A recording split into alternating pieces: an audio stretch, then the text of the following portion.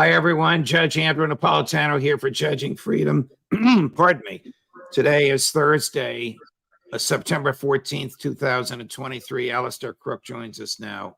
Alastair, I want to talk to you about your recent writings on American hegemony and how that's coming back to bite the West. But before we do, you and I have not, before we get there, you and I have not talked about 9/11. And I think from our previous conversations off air, you told me that you actually met Osama bin Laden and you actually once lived in Abbottabad, Pakistan, which is where he was when the American military murdered him.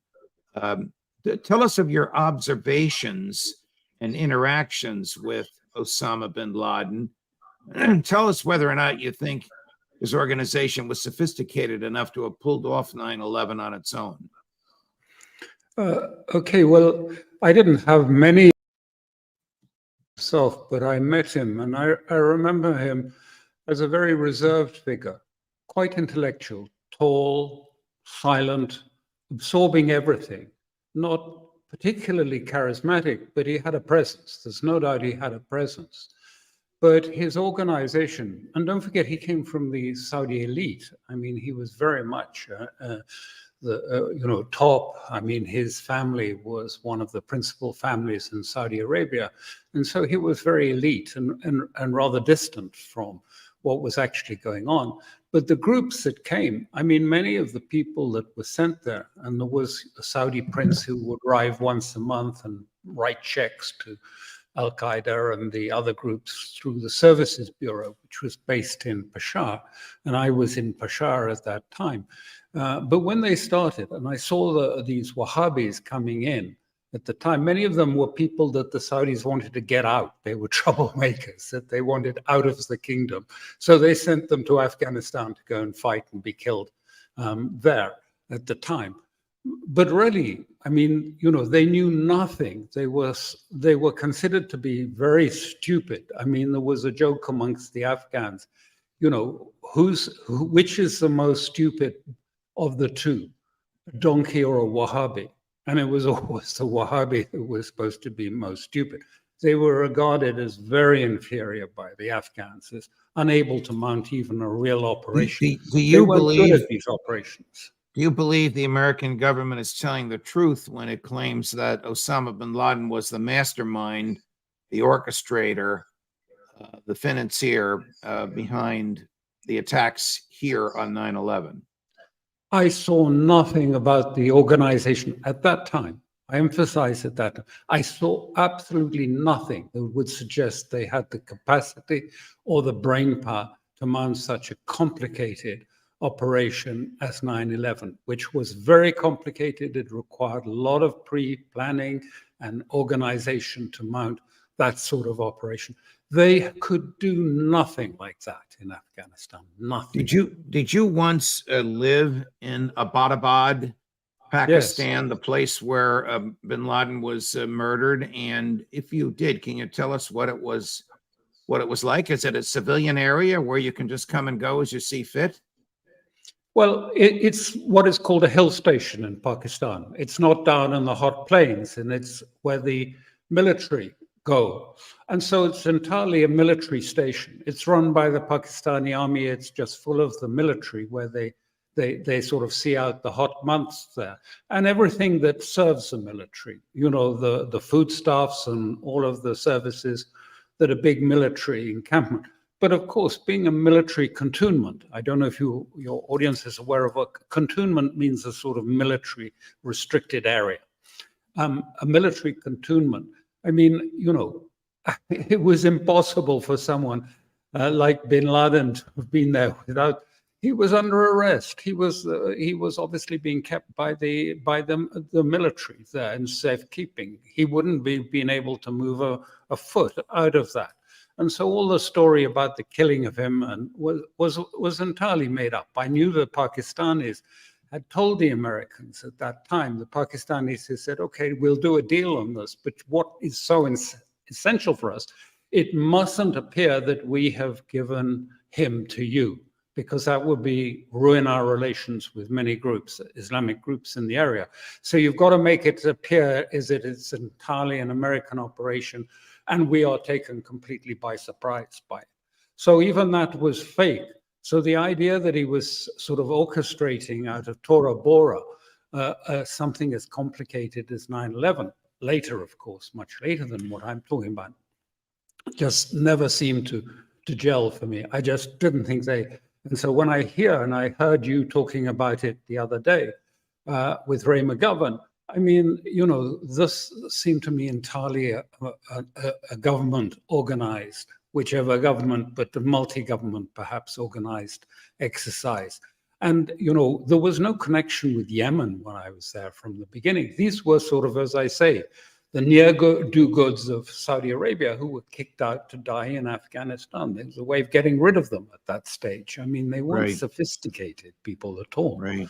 Last question on this. Do you think the Navy SEALs murdered him, or do you think the Pakistan military did, or do you think the Pakistan military just looked the other way and let the SEALs come in?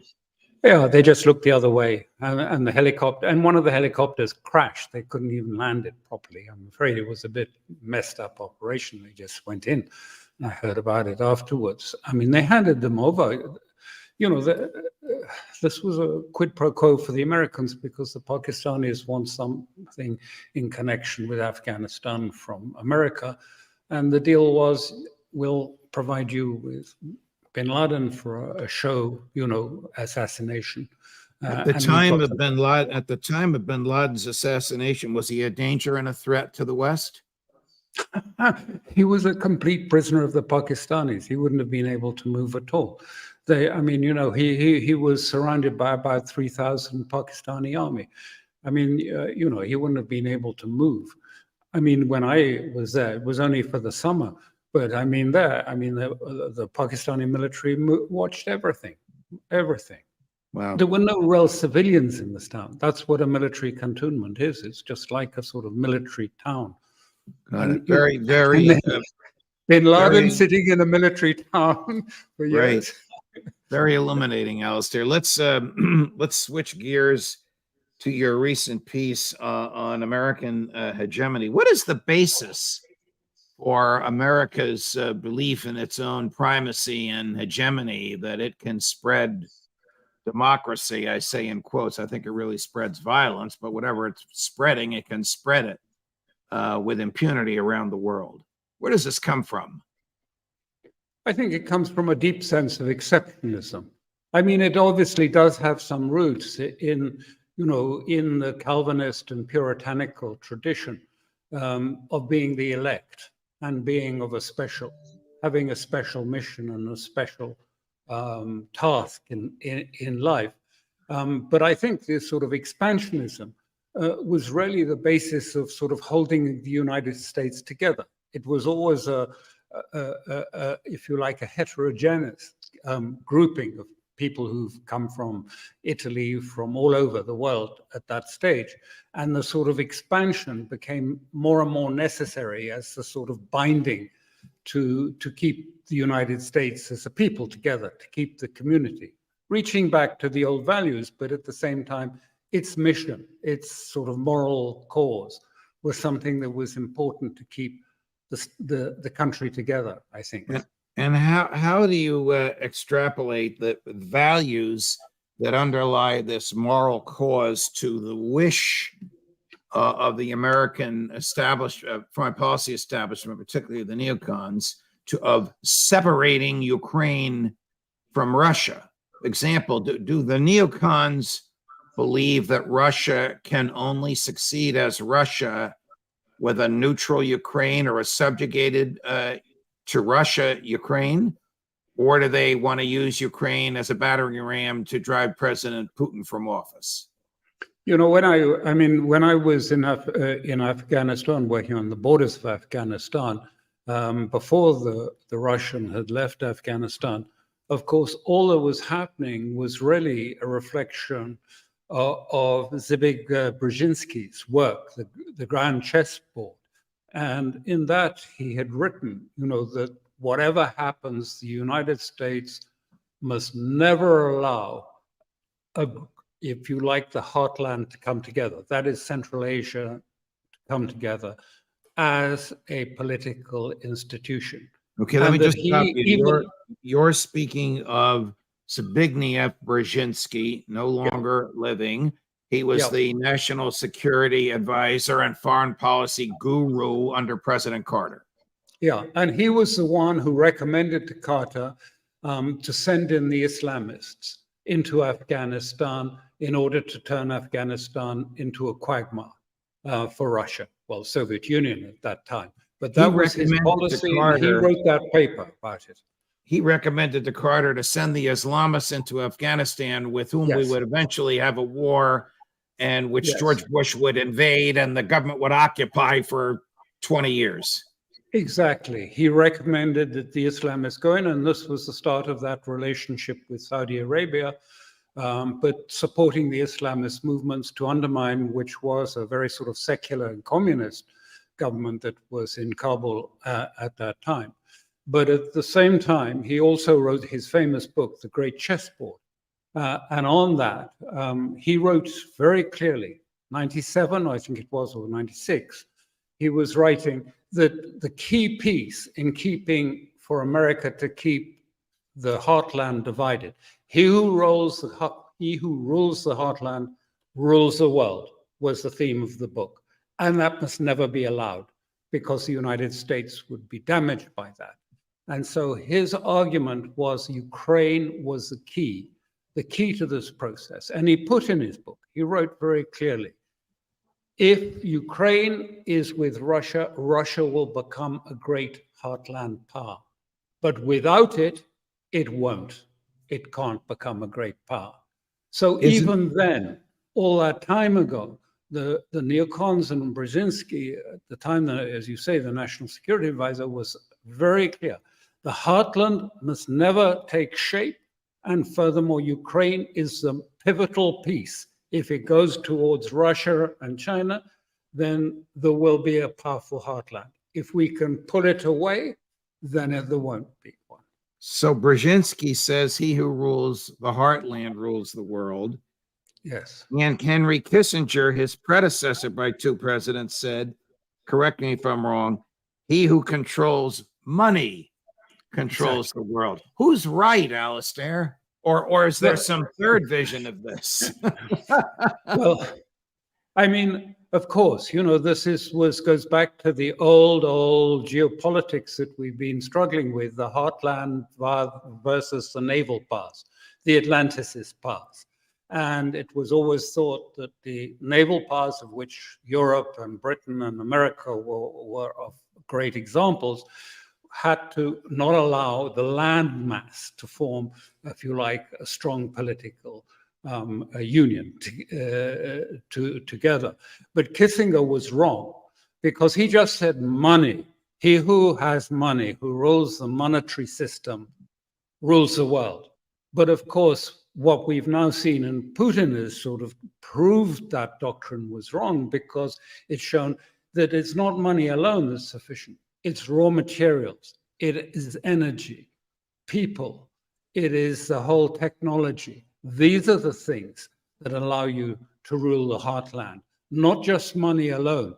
But America then invested heavily on Kissinger's. I mean, Kissinger was the architect of the petrodollar with the Saudis to create the system whereby the dollar would be the most powerful hegemonic currency, if you like, and a sort of, if you like, a quiet way of creating colonialism to replace the old style of colonialism of military force. Has raw materials, energy, and a passionate population base. And a manufacturing base, too. Correct. Yeah. Enabled Putin, to defeat or overcome or neutralize the effect of American sanctions, and B, elevate the existence of BRICS so as to manifest a vulnerability to the American petrodollar. Oh, precisely, yes. In fact, and this is one of the two things which is quite striking, which I regard as sort of egregious mistakes here by Washington in the sense was one, the sanctions on Russia has made Russia economically stronger. It propelled them into making changes, economic changes, becoming self-sufficiency, modernizing their economy, keeping it sort of self-sufficient so it wasn't dependent on the West. And that has been effect. So the sanctions have now actually had a reverse effect. It's weakened America's ally, Europe, quite noticeably. We've been weakened by the sanctions on Russia, and Russia has been strengthened. But I would also argue at the same time that is this sort of siege of China, this tech, high-powered tech, if you like, microchips and the best of tech on China, is doing the same to America. And we've seen that with China suddenly producing a smartphone with a 7nm small chip in it, against all the expectations. It was thought the Huawei was finished by the isolation and the sanctions putting on it. Actually, it spurred the Chinese to move quicker than anyone had imagined in terms of getting down to an advanced microchip, equivalent pretty well to anything that the West has had, or within a year it will be, certainly. So it's having the opposite effect. And what I'm saying is it's actually going to constrain Western technology, not increase it, because it's turned it into a competition and a siege. But who's sieging who in the end of the day? I mean, it may end up by being China. You know, people will say, oh, well, will we take our chips from America if we're possibly going to be sanctioned for taking anything? Even the machinery that make chips is sanctioned at the moment. So maybe we're better off just buying it from China. So I don't think it's going to work very well. And the consequence of this now is we're facing a rising pressure from the global world and the global, the global South and BRICS and the remainder of G20 and the African Union now come forward, and they feel they have the clout, the financial clout, and they have the desire to say, we want a place at top table now. We want to control. We're not going to let you decide the financial. We want a complete reform of Bretton Woods, of the financial structures, and WTO, and the World Bank, and IMF, and all of this. We want to be voting members. We want to change it. And this is what started in these two meetings, the BRICS meeting and then the G20. And the G20 finally had to concede on this and say, yes. And I saw now Blinken is talking about the old world order is over. And the United States has to sort of shape the new order because it's all changing. Well, the pressure is coming. And my point is really that in many ways, these rash decisions to put sanctions onto Russia and to, if you like, lay a technical siege on China have actually weakened the United States to such an extent that it's open to this pressure and may ultimately find themselves into a financial crisis, which is very difficult to emerge from because they've allowed themselves, I mean, in effect, I'm saying that we in the West have trapped ourselves into into a situation where now Russia and China has the heft, the power, together with the global South, to insist, and it's going to push us for change. It's going to be very difficult. I don't know what's going to happen, but I think in the next few years, we may even see this at the UN General Assembly next week, this pressure starting. Brazil will make the first speech. Brazil thinks it should be on the Security Council at the General Assembly. India thinks it should too be there. So we're moving into a era of considerable change, but also economic and structural change. The sanctions don't work. The sanctions have hurt the West. Europe is borrowing money to give munitions to Ukraine. The United States is borrowing money to give weaponry to Ukraine. Enough Republicans in the House of Representatives are opposed to any further aid that it looks like it can't get through Congress. I'm going to ask you after we run this clip question, Alastair, has it been worth it? And do the elites have an answer for that? But before you answer, I want you to watch President Zelensky saying three things. There will be no happy ending to this war. Beware the domino theory. If Putin occupies Ukraine, where will he go next? And this is not our war. It's a common war. Take a listen. It's not the movie with the happy end. We will not have happy end. We lost a lot of people. No happy end. That we have to recognize it. A victory, that's only one thing that can bring the occupation of our land. It means not to give possibility for Russia to attack other countries, Baltic, Poland, and then to bring all of us back, you know, by this aggression back to USSR. We don't want. That's only position for this. Victory is not happiness. Victory is only one possibility to alive. And people in the West have to recognize it. Not our values, common values. Not our war, common war.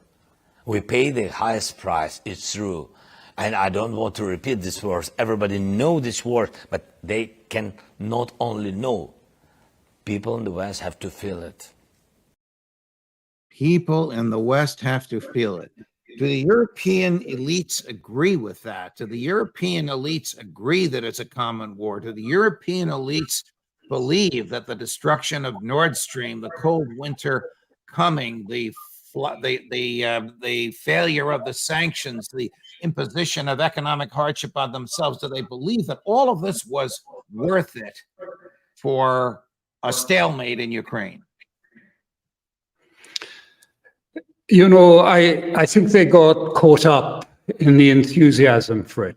And I think they thought that they were going to, you know, the European Union was at last going to play the role of a great power at top table together with Washington. And they got caught up in over-enthusiasm. I think it's becoming evident. I mean, it's becoming so clear that it was not just not worth it. This was a terrible mistake. I mean, what he says is just a complete travesty. I mean, the Ukrainian, particularly one faction that dominates his government, the ultra-nationalists, saw the Maidan events and what followed as an opportunity to land a blow on Russia and also to suppress the Donbass and Luhansk separate republics. And this is what they tried to do, and this is what they did. It wasn't that. And remember, Putin all that time was not trying to take them away from Ukraine. He was trying to get Donbass for 7 years and Luhansk to stay in Ukraine, but with a certain degree of autonomy and decision-making and to keep their language and culture. At the same time, they would be Ukrainians and part of the Ukrainian state. He was not asking for that. And is he going on to conquer Paris and Berlin? It's nonsense, just a rubbish. He's never, I mean, Putin, let's be very clear, and I've heard him say this myself. I mean, I've listened to him live for an hour, 2-3 hours on the subject. I mean, he was very pro-European. At that time, I remember one time going to a meeting in Moscow, and all the talk was about Greater Europe, about Vladivostok down to Lisbon was going to be one. This was the talk that was going on, and there were meetings about how to bring this back. It was not about conquering Europe. It was working with Europe and being European. And so what he's presenting is a total nonsense. Alastair, always a pleasure, my dear friend. Thank you for your deep and profound analysis. We look forward to having you back on the program next week. Thank you. Thank you very much. Thank you. There you have it, my friends. Another brilliant analysis from one of the smartest people I know, and I'm privileged to be able to pick his brain with you and for you. Later today, Matthew Ho and Karen Kwiatkowski, two retired U.S. military, as you know, both harshly critical of American military policy, and I'm going to ask them these war games. Have you read about the war games? Probably not. War games that the United States Navy and the British Navy are playing in the Black Sea, are they worth it? And are they intended to poke the bear? Meantime, we're up to 199,000 subscriptions. We will top, thanks to you, 200,000 today. More as we get it. Judge Napolitano for Judging Freedom.